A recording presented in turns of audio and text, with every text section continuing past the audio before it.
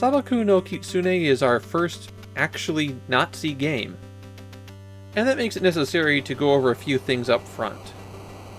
The game is about Erwin Rommel. Sabaku no Kitsune means desert fox, which is his nickname, and Rommel has been whitewashed a lot to make him the good Nazi. People will say he was just being a good soldier, just following orders. And he did try to kill Hitler. However, Rommel was deeply involved in Nazi Party politics, took part in atrocities, and that opposition of Hitler didn't have a lot to do with Hitler's politics or policies. Rommel was a Nazi and a bad guy. However, he was also the Germans' one competent general, and that has allowed people to gloss over the uglier aspects of him, and turned him into a popular figure for war games.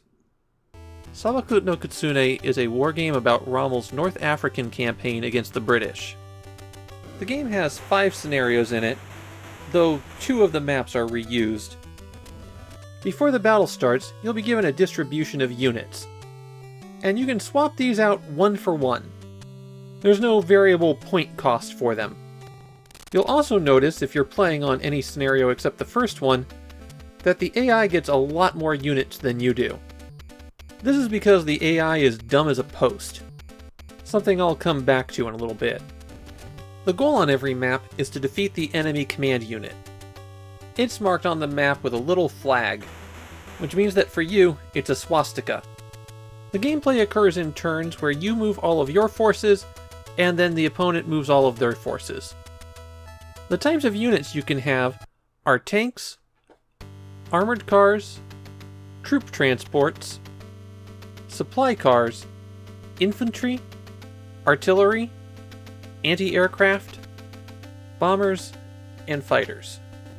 Supposedly, they all have units that they're strong or weak against, though in practice, my tanks were often getting devastated by units they were supposed to overwhelm. It seems to work sometimes, and that made me think that the battles have a pretty significant random element to them. Units have a certain amount of movement that they can do each turn, and that movement follows the path that the cursor takes, not the range of movement that they can do. So if you double back with the cursor, that counts as movement of that unit. It means that if you make a mistake, you have to back out of the movement command and then redo it. However, if you bump up against an enemy unit as you're moving, that's it, you're locked in. The only thing you can do then is choose whether or not to attack. Friendly units can't pass through each other either, even aircraft. One aspect of Sabaku no Kitsune that I wasn't able to get into was the supply system. As units do things, it consumes fuel and ammo, and you might have to return to certain locations to get more. Or you could end movement next to a supply truck. Similarly, infantry can end their movement next to a troop transport, then board it, and then when the troop transport is finished moving, they can unload the infantry. As you move around on the map, all of the terrain is passable. I noticed on the map I was playing that there were 3 passes through the mountains, so I quickly moved into position to hold those. And then the enemy just went around me. The AI here is really bad. I mean, really bad. The only thing it can do is push forward and attack. It'll throw weak forces up against stronger ones, let you run circles around it, and generally let you pick it apart piece by piece. I doubt that even giving it an overwhelming numerical advantage will help it. If you have any kind of skill at strategy games, you'll be able to roll right over this AI.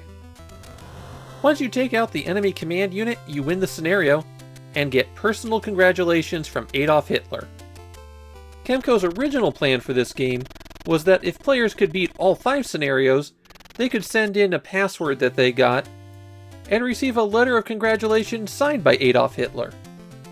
For some reason, they didn't go through with that one. I was prepared to be a lot more forgiving with Sabaku no Kitsune. Most great military leaders through history were pretty awful people, and Rommel's been a popular subject for strategy games going back into the 1960s.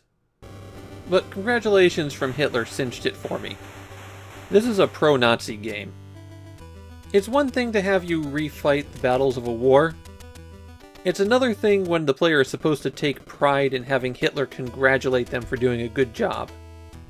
So Sabaku no Kitsune is going back into my collection bin, and it's not coming back out.